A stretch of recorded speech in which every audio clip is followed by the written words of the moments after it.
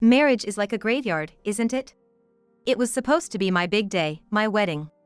Yet, out of the blue, my mother-in-law, Linda, started spewing ridiculous things. To make matters worse, she laughed arrogantly and threw water on my wedding dress. The atmosphere for the rest of the ceremony felt like a funeral, completely dampening the celebratory mood. The folks from William's family just stood there, snickering and watching the scene without stopping Linda. A year after that hellish wedding, I got my chance for revenge.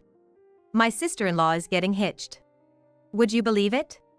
The date of her wedding is the same as mine. I'm thinking of giving her a taste of her own medicine with that life's graveyard comment. My name is Mary. I'm a newlywed in my early 30s. I had registered our marriage when I was 30, but the wedding was planned for 2 years later, once we'd saved enough money. My husband, William, didn't seem too interested in me. Whenever I tried to talk to him, all I got was, yeah. So, even when I had something I wanted to discuss, he wouldn't listen. For 2 years, I had to tolerate something. It was the harassment from William's family. Is it meat pie again today? Didn't you have a meat pie just last week? If you keep eating only meat pie, aren't you gonna lack proper nutrition? You should cook more balanced meals. It's not fair to son. Linda, my mother-in-law, would come over daily to inspect my meals. She never came in the morning, perhaps because William was around, but she'd always show up around lunchtime. I started living with William 2 years ago, and since then, Linda's been visiting every day. The reason? Our houses are incredibly close. Our place and Linda's are just a stone's throw away, about 50 yards apart. Many might be wary of living so close to their in-laws, anticipating issues. But I was completely fooled by Linda. Before our wedding, she was so sweet, always saying, "If you ever need anything, just let me know." Indeed, when I'd discuss issues about William, she'd respond, "That's not okay. I'll talk to him about it." She always seemed to care. That's why I thought living nearby wouldn't be a problem. But when the real life kicked in, Linda turned out to be a stereotypical meddling mother-in-law. It wasn't just about the food. She'd nitpick on how I cleaned the house, placed dishes, and all the minor things. At first, I thought, well, she's the elder, and complied with her requests. But when I mentioned this to friends, they were like, "That's not right. She's totally bullying you. She's nitpicking for no reason, just to annoy you." I hadn't known the bullying by a mother-in-law really happened until then, so I decided to look it up online. When I did, I found stories that mirrored what I was going through with Linda.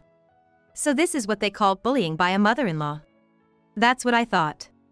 I decided to no longer take everything Linda said to heart. "This dish isn't good. It needs to be less salty." "No, William's job is physically demanding, so he needs a bit more salt. He loses minerals when he sweats." The moment I decided not to let Linda dictate everything was the first time I think I ever talked back to her. After that, maybe she didn't like my attitude, and she started visiting less frequently. Now in our 2nd year of marriage, we were set to visit my in-laws for Thanksgiving Day. Since Linda's visits had become infrequent, I thought it would be good to show our faces. Being the holidays, my sister-in-law was also home. She had been living with her boyfriend since college, coming home only during extended breaks, making her visits special. But this holiday was different. There was a growing animosity towards my sister-in-law. For some reason, William had to work during the holiday, so he would be joining us later in the evening. I received a call from Linda telling me to come early and prepare the meal, so I went shopping at the grocery store and market early in the morning and arrived at the in-laws' house around noon. Upon arrival, my sister-in-law was already there, sitting at the table with my father-in-law and Linda. I assumed they were having lunch, and when I looked, there was clearly some expensive sushi. "Oh, you're early. There's none for you, so you better start preparing dinner. And it better be better than this sushi." "Come on, Mom, don't be so hard on her. But please, make a nice meal." My sister-in-law's makeup was heavier than before, and she got her nails done. I knew she had a job, and I wondered if those nails were suitable for doing daily chores. It was clear that Linda and my sister-in-law intended to annoy me, but I didn't care since I had eaten a delicious poke bowl during my shopping trip. I did as I was told and started cooking. But then I overheard them saying, "Isn't she super unfriendly? She's always been like that. William should have married someone cuter." Well, at least the makeup helps a bit.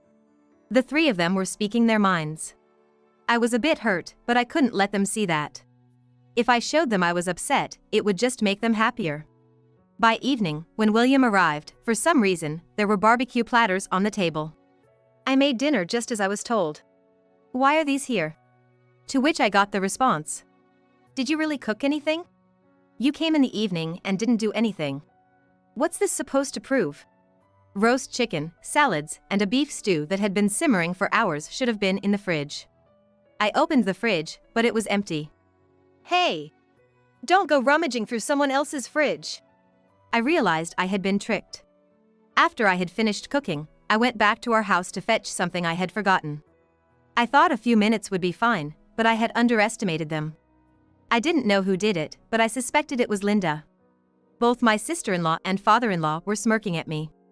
They probably all knew Linda had thrown out my food. It was so frustrating. I never told William about the way I felt or the troubles with his family.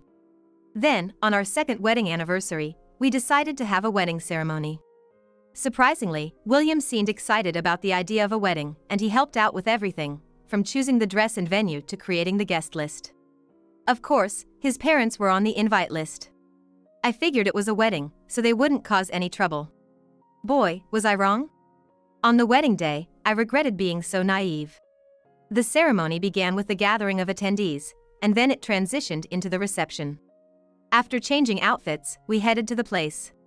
When I met William's gaze, he was staring intently at me. Is there something on my face? Oh, I had to reapply my lipstick earlier. Is it smudged? I asked, but he didn't respond. After a moment's thought, he whispered. You look beautiful. I never expected to hear those words from him. In the 2 years since we married, no, considering the 5 years since we started dating, William had never called me cute or beautiful. The only times he really made me feel special were when he confessed his feelings and proposed. I was distressed about his family's behavior, but that one sentence from William made me feel like the wedding would be a cherished memory. Then, we started having dinner. Glancing over to where his family sat, everyone looked casual, but they seemed a bit loud. Those around them were constantly looking their way, and their laughter was audible even from where we were. It was unsettling, but I felt relieved when the staff intervened and they quieted down. Then, it was time for the first dance. However, that's when things took a turn. We danced, and everyone at the place started dancing following us. And my in-laws reached us. I thought to myself, just keep a smile on, just for today. Thank you all for coming today. As I told the grateful feeling to them, Linda suddenly threw her drink towards me. I was taken aback, but the screams from those around me brought me back to reality. Looking down, I was drenched. Confusion swirling, Linda, laughing loudly, proclaimed, Marriage is the graveyard of life, isn't it? Ever since they got married, my son's become so distant and she doesn't even cook him decent meals. If this isn't a graveyard, then what is? She continued. Why are you doing this? I asked, but she simply responded. I feel sorry for my son. My sister-in-law and father-in-law standing next to her were laughing as well. The whole hall was abuzz, everyone unsure how to react, when William suddenly spoke up. Enough is enough. Never had I heard such a loud voice from the usually calm William. And I bet others hadn't either. They looked furious. I've been patient enough. Leave now. Grabbing Linda's arm forcefully, he began dragging her out. Ouch, ouch! Don't do that! Linda cried out, but was ignored and led outside the ceremony hall. My sister-in-law and father-in-law hurriedly followed. Concerned, I went after them and outside I saw William sternly telling them. I'm cutting ties with all of you. Don't ever interfere with Mary and me again. Can we talk? Yeah, let's not let your emotions get the best of you. William, please calm down. Despite their collective pleas, William ignored them all. He shoved them into a cab and sent them home. I was dumbfounded by the scene, but William came over, saying, I'm really sorry. I didn't want our special day to end up like this. The reception couldn't continue in such an atmosphere, so it was cancelled. The guests were treated to sweets instead. Back in our private room, I honestly struggled to grasp the situation. Sure, the wedding being ruined was a shock, but I hadn't expected William to get so angry. Why were you so mad? I thought you weren't that into me, I remarked. He looked a bit sad as he replied. Can't blame you for thinking that. I'm just bad at expressing my feelings. As we talked more, it became clear he wasn't ignoring me. He was so smitten that he'd often get lost gazing at me and miss out on what was being said. He'd nod in response just so it didn't seem like he wasn't listening. What? It was like that? I couldn't help but be shocked. Moreover, William was aware of the harassment from my in-laws. Seeing me not discuss the harassment, he'd occasionally warn his entire family about their behavior. I hadn't noticed any hint of this at all, but now that I think about it, there were times when the harassment seemed to stop.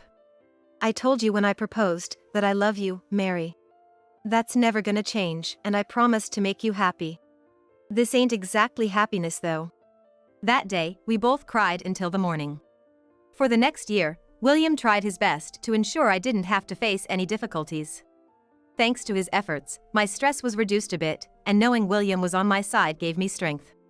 However, the harassment from the in-laws didn't stop. Moreover, they'd target times when William wasn't home to come over to our place.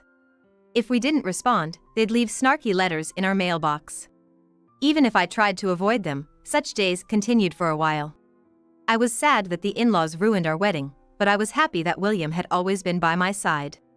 And for the first time, I realized how comforting it was to have just one person on my side. Since then, William seems to have kept his distance from his family, but they frequently try to get in touch. However, neither of us responded to them. Then, there was news that William's sister, Lily, was getting married. The wedding was planned for a few months later, and without learning from the past, they sent us an invitation. Despite being frustrated at the insensitive sister, I came up with a plan. When I discussed this plan with William, he said, "Sounds good. People might talk, but remember, I'm always with you, Mary. Just let me know how I can help." Honestly, I was hesitant about executing the plan, but hearing that from William was reassuring.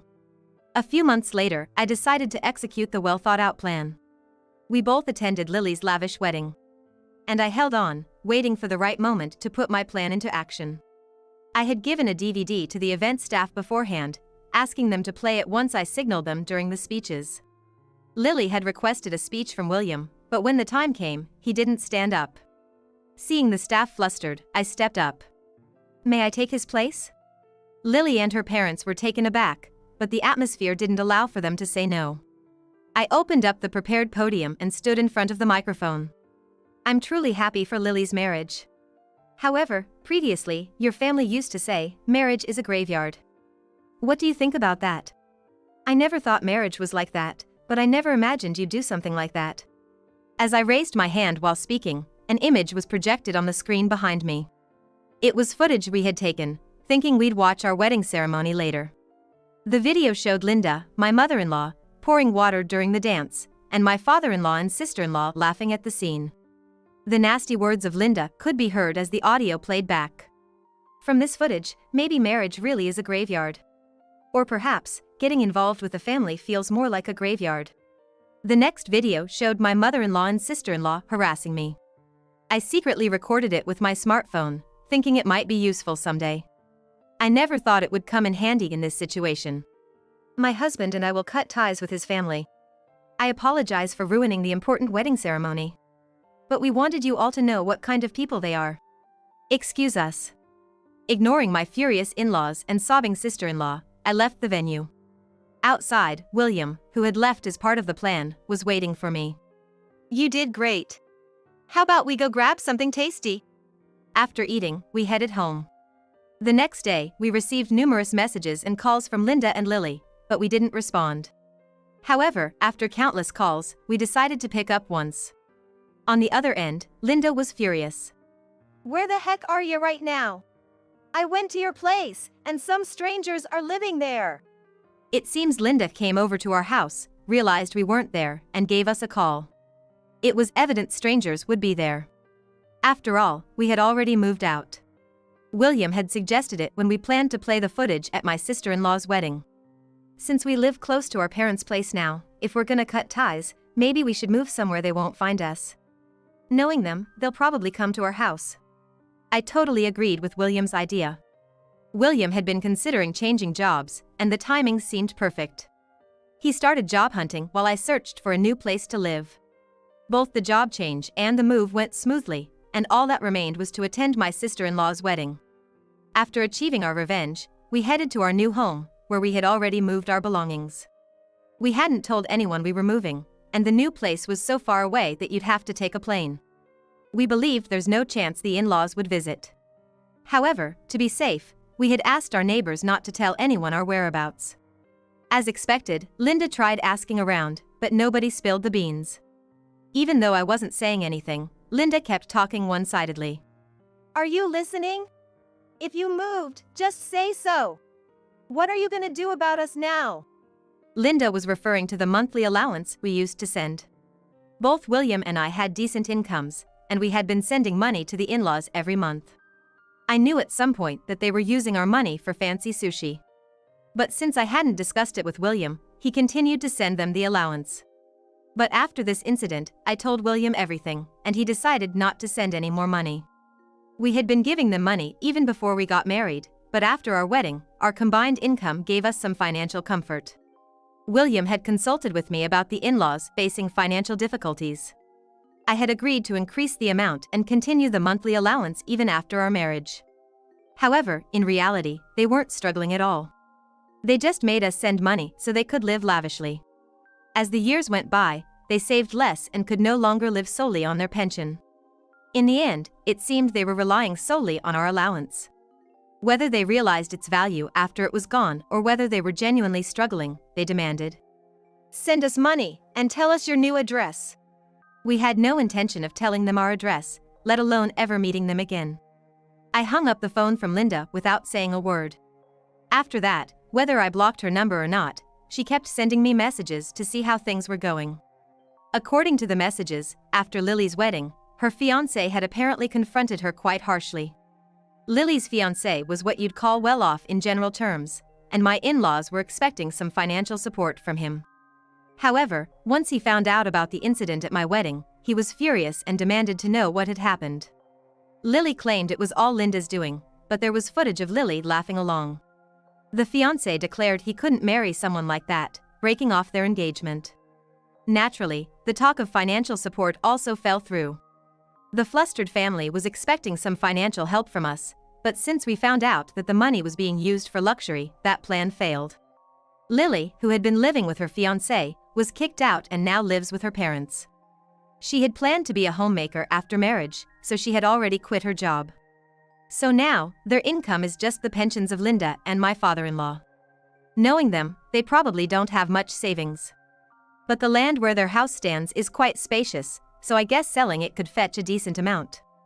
As a result, my in-laws decided to sell their home. Though they moved to a small one-bedroom apartment, for some reason, Linda keeps sending me detailed messages about their situation. Is she trying to guilt me into sending money? I don't feel sorry for them, and when I talked to William, he said, "It's annoying when they send messages like, 'Don't you feel bad for us?'" As for William and me, we were engrossed in our new jobs in a new place. William had switched jobs. And I set up a new company. A matchmaking agency.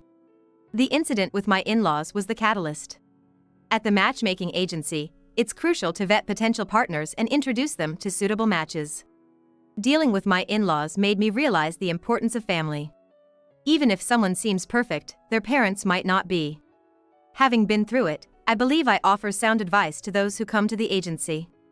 Sometimes, they may need to be prepared to cut ties with their parents. In fact, almost everyone who found a partner through the agency has thanked me, saying things like, "I'm so glad I joined this agency. I had some non-negotiables, but I realized that if I changed, it wasn't a problem. I talked with my parents, and we agreed that we need some distance in our relationship." In fact, keeping some distance has helped many daughters get along with their mothers. "I owe it all to your advice, Mary," many have told me. Yet, while we're busy with our work in this new place, I sometimes wonder about my in-laws. I occasionally feel curious about how much they might be struggling now. But no matter how big their issues might be, we've decided it's none of our business. So, I plan to keep their number blocked, and I have no intention of reading any future messages from them. I'm aware that the events at the wedding have had a profound impact on my in-laws. But that's a result of the choices they made. William and I are living the life we chose for ourselves. And we believe that's what matters most.